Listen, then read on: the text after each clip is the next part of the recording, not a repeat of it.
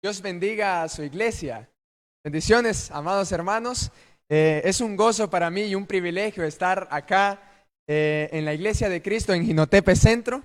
Poder predicar su palabra realmente es un privilegio. Damos gracias a Dios y damos gracias a los hermanos que me han dado la oportunidad de poder predicar la palabra de Dios y poder dar ese mensaje que Dios tiene preparado para todos nosotros el día de hoy. Y en este día, en este domingo, primer día de la semana, el Señor quiere hablarnos acerca de un tema que nosotros, como fieles seguidores de Cristo, debemos de encarnar en nuestra vida por ser cristianos. Y el tema, ya nuestro amado hermano Luis Arcia lo ha dicho, es toda criatura. Y vamos a ir a la Biblia en el Evangelio según Marcos, capítulo 16, versículo 15. En el Evangelio según Marcos, capítulo 16, versículo 15. Y dice la palabra de Dios así: y les dijo, vayan por todo el mundo y anuncien las buenas nuevas a toda criatura. El domingo pasado, para ser exacto, estaba allá en mi tierra natal, en la iglesia de Cristo allá en Barrio Habana, y estábamos predicando la palabra de Dios. En ese entonces estábamos hablando acerca de la figura ideal de que todo cristiano debe de seguir. Sabemos que es Cristo Jesús. Sin embargo, cuando se nos dice o se nos ha enseñado, debemos de seguir a Cristo, debemos de imitar a Cristo, nosotros decimos, realmente seguir a Cristo es cosa seria, pues Él fue santo y Él fue perfecto. Y cuando hablamos de perfección, nosotros decimos, bueno, vamos en camino a la perfección. Y cuando hablamos de santidad, decimos, sí, somos santos porque Dios nos ha apartado para su propósito. Sin embargo, hasta ahí nomás nos quedamos, pero no es realmente como cristiano de quedarnos allí nomás, pues Cristo vino a mostrarnos un comportamiento, diversas actitudes, un carácter que nosotros como seguidores de Él deberíamos de seguir. Es decir, un ejemplo total que nosotros debemos de seguir. Entonces nos hacíamos una pregunta el domingo pasado allá en la iglesia en Barrio Habana y decíamos, entonces, ¿cómo era el comportamiento de Jesús? Bien, y estuvimos viendo una historia muy bonita que está en Lucas y recordábamos aquel diálogo que tuvo el Señor Jesucristo con un joven rico. Y este joven rico se le acercó a Jesús y le dijo, maestro bueno, ¿qué debo hacer yo para ser salvo? Y Jesucristo le dijo, bien, guarda los mandamientos. Guardando los mandamientos seguro te salvarás. Entonces el joven rico le dice, alardeando de lo suyo, él dijo, bien, yo guardo los mandamientos. Desde muy joven, desde muy pequeño, a mí me inculcaron los mandamientos y yo los guardo a cabalidad. Así que, ¿qué más me falta? Entonces Jesucristo le dijo, ok, guarda los mandamientos. Entonces anda, ve y vende todo lo que tienes y dáselo a los pobres. En otras palabras, Jesucristo dice, guarda los mandamientos, pero también quiero verte accionar. Quiero verte hacer obras por el ministerio, no solamente con palabrerías que digas, yo guardo los mandamientos, yo me congrego, dice la palabra de Dios, no dejando de congregarnos. Bien, yo me congrego, yo me conecto, excelente. Sin embargo, Jesucristo quiere que tú hables menos y comiences a actuar, comiences a hacer acciones no solamente por la grey, les decíamos en ese domingo, sino por la sociedad, porque la sociedad espera que nosotros trastornemos el funcionamiento de la misma, conforme a la palabra de Dios. Entonces, amados hermanos, ¿qué acabamos de leer hace poco? Con Marcos capítulo 16, versículo 15. En esta ocasión, Jesucristo, en un texto muy conocido por nosotros, un texto que lo utilizamos para el evangelismo, Jesucristo le está haciendo un recordatorio en una misión a sus fieles seguidores. Y esto repercute a nosotros porque somos discípulos de Cristo. Y nos está diciendo que vayamos por todo el mundo a anunciar las buenas nuevas a toda criatura. No les está diciendo a un segmento, a una población nada más. No, le está diciendo Jesucristo a toda criatura. Muchas veces obviamos esta frase, esta palabra que está impregnada en este texto, en este mandamiento, como es ir a predicar la palabra de Dios, la cual dice a toda criatura, es decir, a todo hombre, a toda mujer. En el contexto de los judíos a todo judío y a todo gentil. Sin embargo, el pueblo judío, bajo el contexto en el que Jesucristo se encontraba, en el punto histórico que Jesucristo se encontró, habían bastantes pensamientos errados en contra de esto. Por eso Jesucristo se los recuerda, porque en muchas ocasiones cuando Jesucristo estaba en su ministerio, una vez cuando estaba sanando a una mujer que estaba con flujo de sangre, sus discípulos mismos le dijeron: no molesten más al maestro. Cuando Jesucristo entró a casa de Zaqueo, un jefe de publicanos, y comió con él, ¿qué decían sus discípulos? Miren, está comiendo con pecadores. Están haciendo acepción de personas. Cuando Jesucristo viene y le da un cambio radical, un cambio que el pueblo judío no tenía. El pueblo judío miraba con desprecio a las mujeres, a los niños, a los publicanos, a los eunucos, mientras que Jesucristo los tomaba con amor, los trataba, se relacionaba con ellos. Pero el pueblo judío no entendía el carácter de Cristo. Lo que Cristo quería decir era no solamente palabras. Jesucristo quería, con su comportamiento, con sus acciones, que ellos miraran el perfecto ejemplo a seguir de un verdadero seguidor de Dios. Sin embargo, usted podrá decir, amado hermano, pero en la antigüedad Dios escogió un pueblo y dejó en el olvido a muchas naciones. Eso podrá decir usted. Y sí, efectivamente, Dios escogió al pueblo de Israel. ¿Para qué? Para ser su especial tesoro. Según Éxodo capítulo 19 versículo 5, dice que tomó al pueblo de Israel y lo hizo su especial tesoro. El rey David también lo menciona en uno de sus salmos, 135 versículo 4. Y en Zacarías el profeta, capítulo 2 versículo 8, dice que el pueblo de Israel se convirtió en la niña de sus ojos, en la niña de los ojos de Jehová. Con ese cariño, con ese amor, Dios había tomado al pueblo de Israel. Sin embargo, por esto nosotros podemos decir que Jehová hizo una acepción con las demás naciones, dejó en olvido todas las demás naciones y solamente se enfocó en el pueblo de Israel. No, nada que ver, amado hermano, amado amigo. Realmente Dios jamás se olvidó de toda su creación. Tenemos la concepción de un Dios que aplicó juicio a todas las naciones rebeldes, hasta su mismo pueblo, su especial tesoro. Jeremías, el profeta Jeremías, Isaías lo profetizaron. Cuando Jerusalén, cuando el pueblo de Israel actuó en contra de Dios, Dios le dejó caer juicio, porque Dios dice: a todo aquel que ama, disciplina. Pero ¿qué hay de las demás naciones? Entonces nosotros decimos: ok, aplicó juicio sobre Babilonia por haber llevado cautivo a su pueblo. Aplicó juicio sobre Nínive por haber hecho maldades. Y aplicó juicio sobre los griegos, aplicó juicio sobre las demás naciones, sobre Roma. Claro que sí.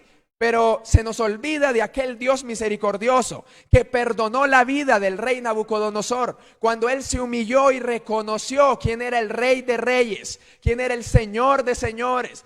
Se nos olvida muchas veces aquel Dios misericordioso que perdonó a la ciudad de Nínive cuando Jonás profetizó y les dice: arrepiéntanse porque el juicio de Dios ya viene. Y el pueblo de Nínive se arrepintió y Dios olvidó el juicio que les iba a dar. Muchas veces se nos olvida eso, amado hermano. Entonces la pregunta sería: ¿estamos actuando como Jesucristo quiere que actuemos, sin acepciones de personas? ¿Estamos volviendo al contexto antiguo el gran problema de la iglesia primitiva? Y usted me preguntará, hermano Marco, ¿cuál es ese gran problema de la iglesia primitiva?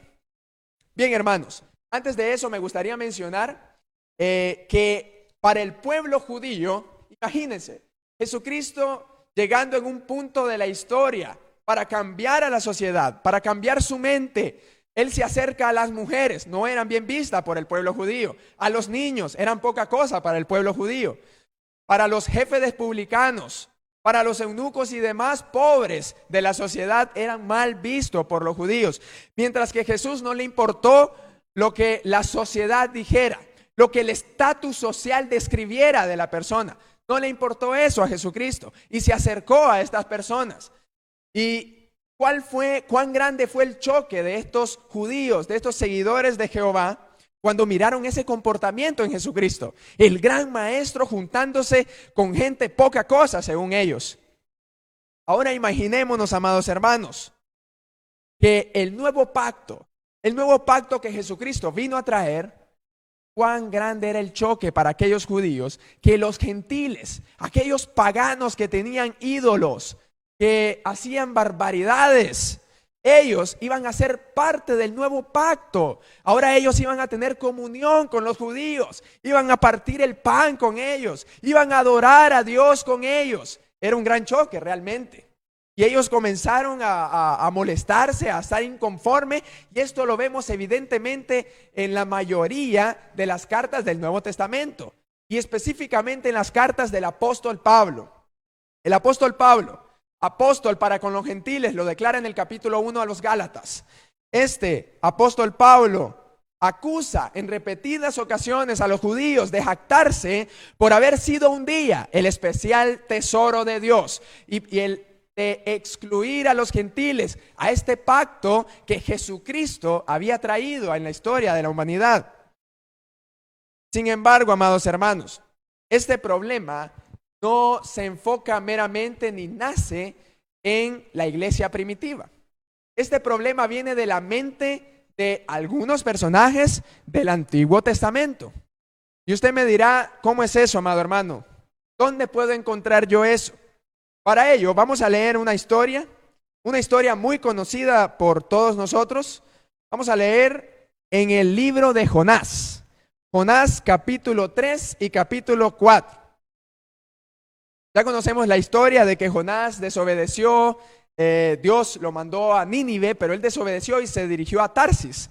Sucedió que en la barca había una tormenta y él fue echado a la mar, y un gran pez se lo tragó. Él oró, pasó 3 días ahí, luego salió del pez y ahora sí se dirige hacia Nínive para obedecer a Dios.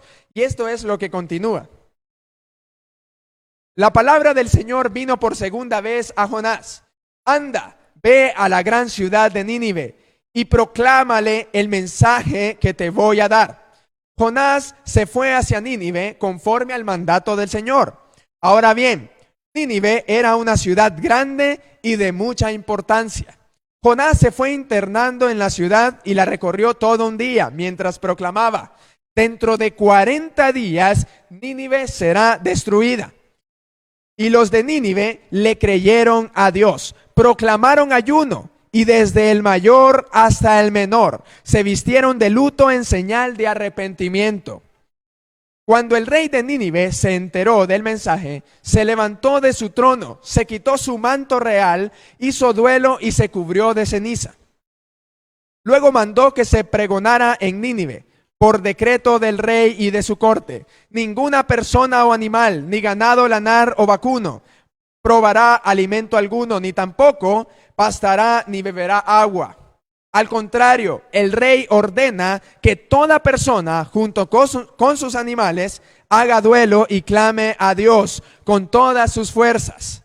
Ordena asimismo que cada uno se convierta de su mal camino y de sus hechos violentos. ¿Quién sabe? Tal vez Dios cambie de parecer y aplaque el ardor de su ira y no perezcamos. Al ver Dios lo que hicieron, es decir, que se habían convertido de su mal camino, cambió de parecer y no llevó a cabo la destrucción que les había anunciado. Pero esto disgustó mucho a Jonás y lo hizo enfurecerse. Así que oró al Señor de esta manera: oh Señor, ¿no era esto lo que yo decía cuando todavía estaba en mi tierra? Por eso me anticipé a huir a Tarsis, pues bien sabía que tú eres un Dios bondadoso y compasivo, lento para la ira y lleno de amor, que cambias de parecer y no destruyes. Así que ahora, Señor, te suplico que me quites la vida. Prefiero morir que seguir viviendo. ¿Tienes razón de enfurecerte tanto?, le respondió el Señor. Jonás salió al campo al este de la ciudad, allí hizo una enramada y se sentó bajo su sombra para ver qué había a suceder con la ciudad. Para aliviarlo de su malestar, Dios, el Señor, dispuso una planta, la cual creció hasta cubrirle a Jonás la cabeza con su sombra. Jonás se alegró muchísimo por la planta. Pero al amanecer del día siguiente, Dios dispuso que un gusano la hiriera y la planta se marchitó. Al salir el sol, Dios dispuso un viento oriental abrasador. Además, el sol hería a Jonás en la cabeza, de modo que éste desfallecía con deseos de morirse. Exclamó: prefiero morir que seguir viviendo.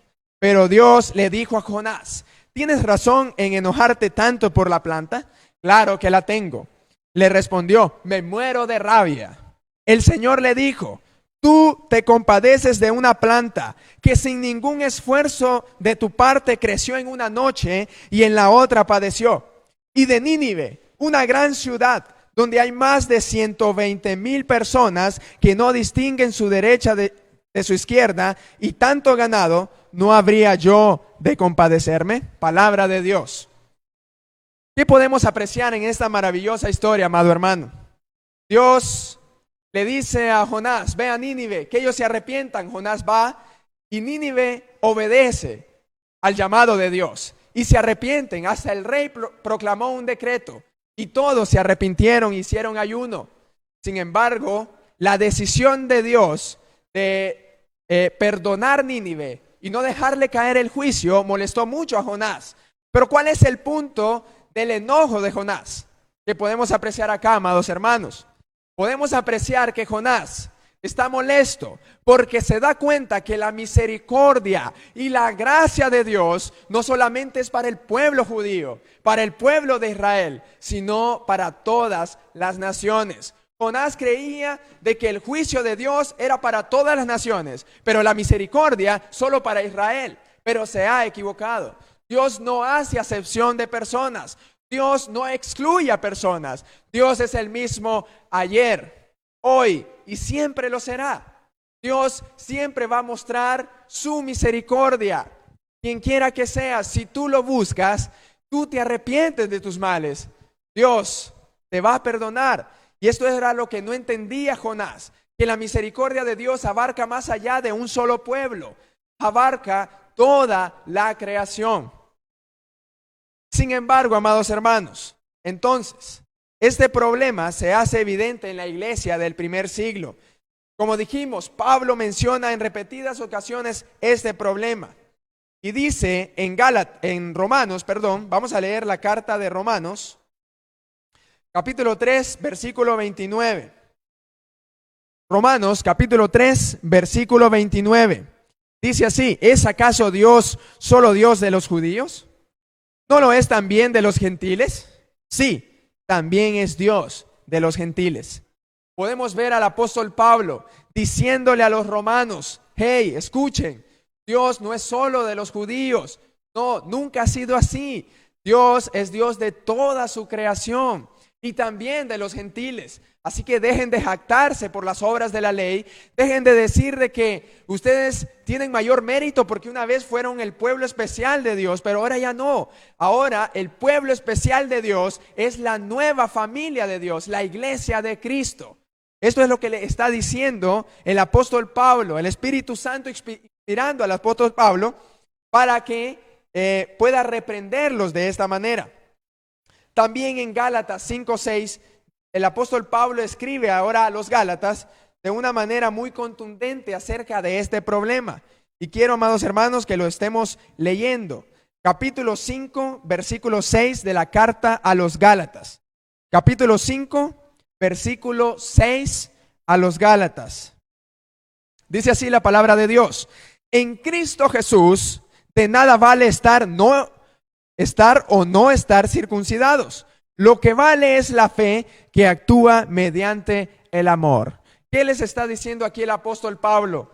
No importa la circuncisión, los judíos. No importa la incircuncisión, los gentiles. No importa si eres judío o gentil. Lo que importa es la fe. Abraham fue justificado por fe en el Antiguo Testamento, podemos apreciarlo, por fe y no por la ley. Vemos que Abraham no había sido circuncidado cuando Dios lo declara justo por su fe. Por lo tanto, amados hermanos, uno de los grandes patriarcas que los judíos seguían era Abraham. De los que ellos tenían el conocimiento, era Abraham. Y déjeme decirle, amados hermanos, que Abraham primeramente era gentil y luego pasó a ser del pacto. Sin embargo, amados hermanos, también vemos al apóstol Pablo no solamente lidiando este problema de la exclusión de personas con iglesias en diversas localidades, sino que también lo tuvo que lidiar con un apóstol en específico.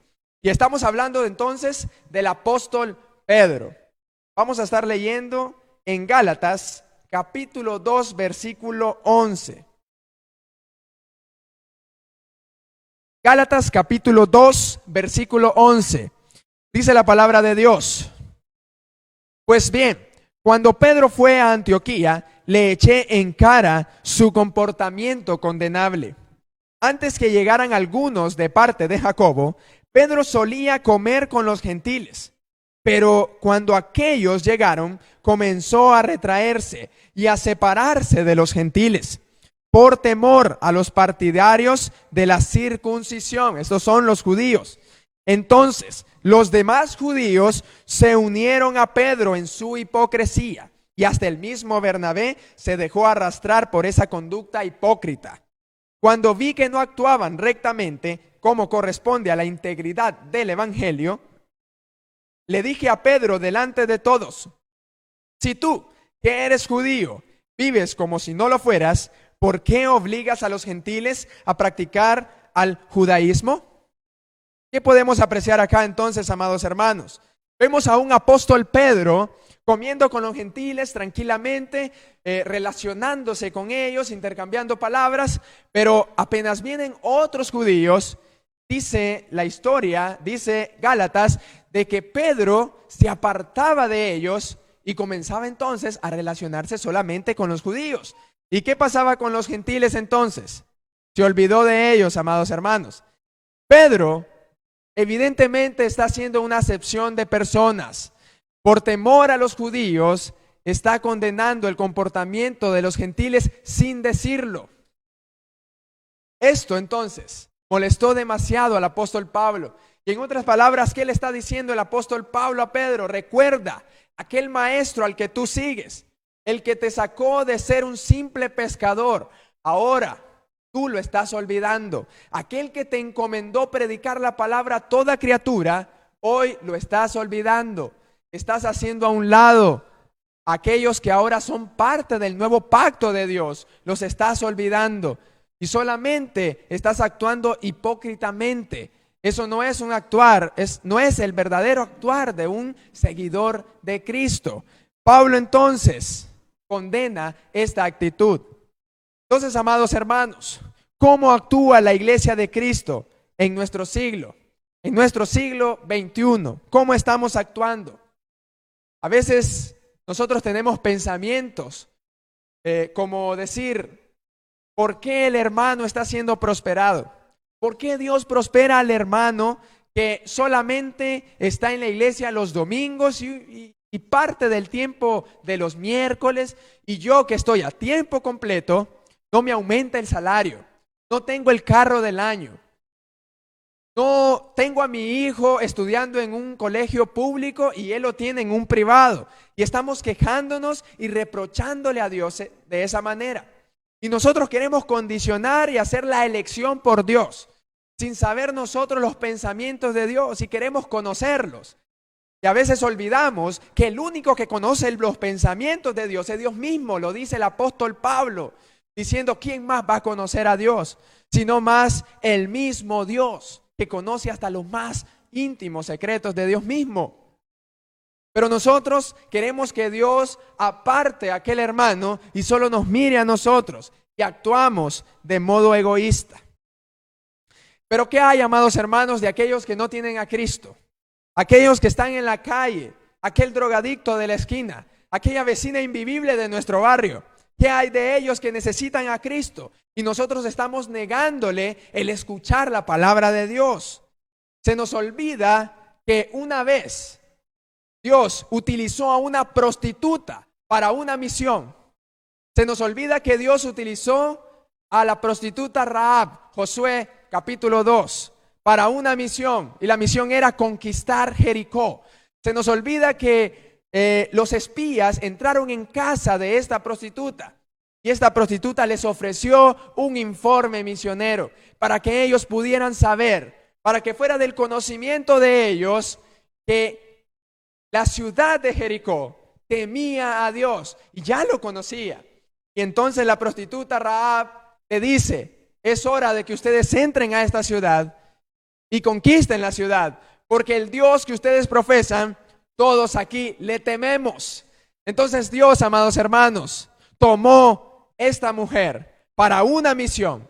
¿Y quién le ha dicho a usted, amado hermano, amado amigo, de que a ese joven, a ese vecino, Dios no lo quiere para su ministerio?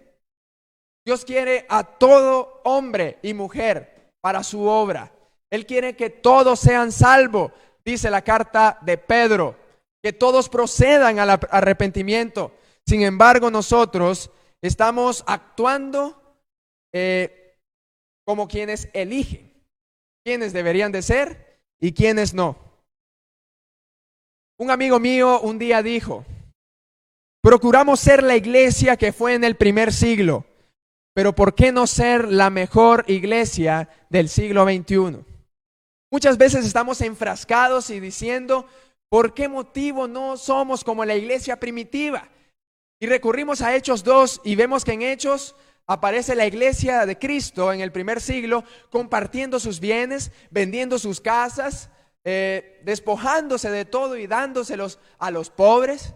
Y nosotros decimos y nos comparamos y decimos: ah, sí, por eso no somos, porque nosotros no vamos a vender una casa y vamos a darlo a los pobres. Entonces nosotros decimos: ah, sí, no somos como la iglesia primitiva. Sin embargo, la iglesia primitiva también contaba de aspectos negativos. Y este es uno de ellos: el hacer exclusión de personas, amados hermanos. Entonces, en cierto sentido, ¿será que nos parecemos a la iglesia primitiva? Esto es para que nos examinemos, amados hermanos. No es posible de que un día digamos: al fin somos la iglesia del primer siglo, pero solamente en aspectos negativos nos parecemos a ellas, haciendo a un lado a los gentiles, haciendo a un lado a aquellos amigos que tienen problemas de adicciones, de vicios, pero que necesitan escuchar la palabra de Dios, y nosotros los estamos aislando. Nosotros estamos diciéndoles: no, ustedes no van a escuchar. No van a escuchar de ello. Y cuando salimos los días sábados o el día que usted salga a evangelismo y llegamos a nuestro barrio y nosotros comenzamos a decirle a los hermanos: no, esa casa no, porque esa vecina es un poco invivible. No, esa casa no, porque ese señor es problemático. Y comenzamos a decir: no, ellos no. Lo que estamos diciendo, amados hermanos, es que ese hombre no merece escuchar la palabra de Dios. Eso es lo que estamos diciendo. No es posible que nosotros actuemos de esa manera cuando nos hacemos llamar cristianos, seguidores de Cristo, y vemos a un Cristo entonces sumergiéndose en la sociedad como tal. En cualquier estatus social, Jesucristo estaba presente.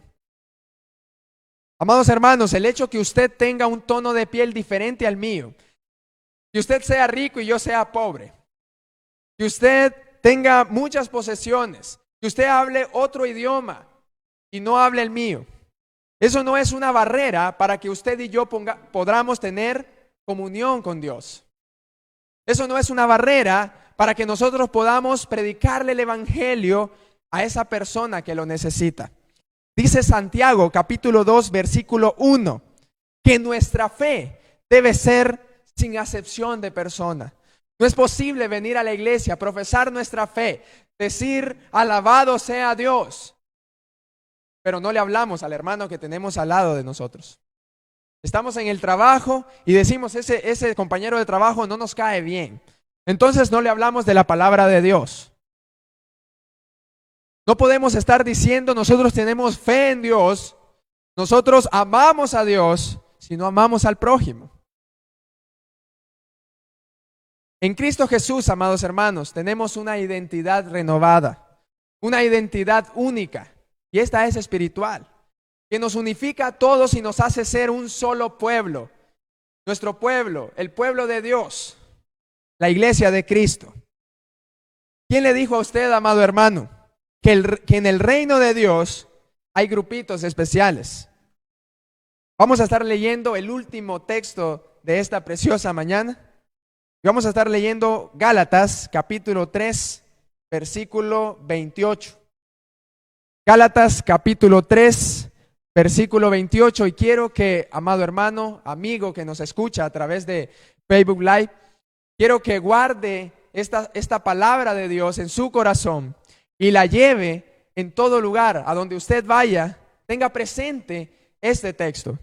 Dice así la palabra de Dios: ya no hay judío ni griego, esclavo ni libre, hombre ni mujer, sino que ustedes todos son uno solo en Cristo Jesús. Palabra de Dios. Ya no hay diferencias. No importa si eres de otra nacionalidad, no importa quién seas. Físicamente tenemos diferencias. Espiritualmente, dice Dios en esta palabra, somos uno en Cristo Jesús. Dejemos de hacer acepción de personas, amados hermanos. Ese drogadicto de nuestro barrio, esa vecina invivible, ese hermano problemático de nuestra iglesia, necesita del amor de Cristo. Necesita escuchar las buenas nuevas de Dios, las buenas nuevas de salvación.